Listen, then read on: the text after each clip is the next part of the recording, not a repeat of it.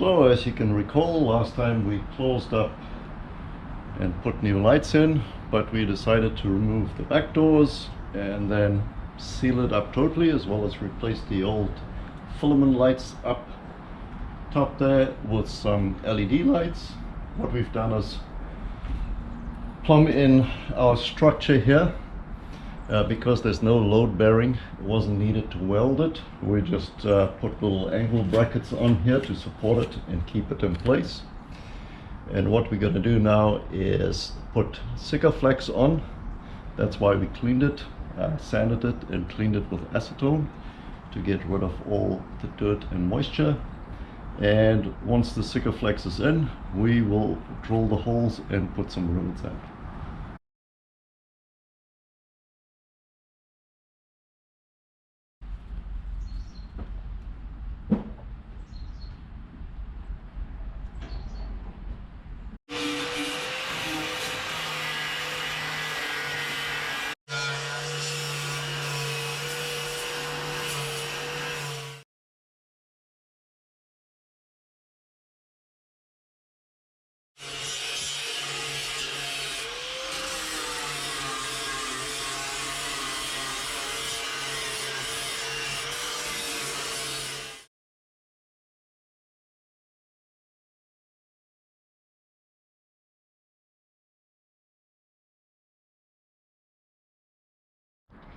Okay, so now we've drilled the holes for the rivets. We're going to start from the inside and work outwards so it doesn't buckle or we don't have some loose fittings.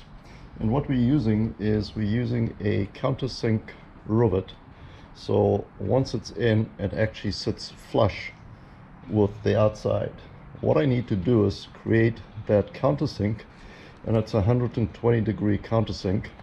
The drill is 120 degrees sharpened, and what we're going to do is countersink that piece in there so that it can sit properly. And now, as you can see, when you insert it, it's almost flush, a little bit more.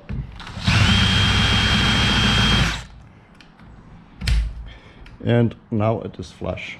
I will do the rest of them, and then we will put the rivets in.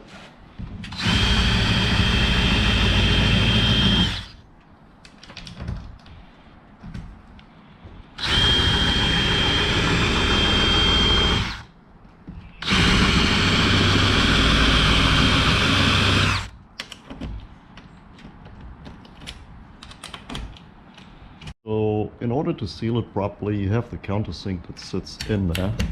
What we want to do is make sure we'll put a little bit of Sikaflex in it to ensure we get a proper seal. And again, this will work from the inside to the outside. Well, I actually put some countersink rivets in there, and I used a hand riveter to do it. I actually broke it, and what we've done is actually invested in one of these ones, a Milwaukee rivet gun, which can draw 3/16 of stainless steel rivets. And let's show you how easy it is.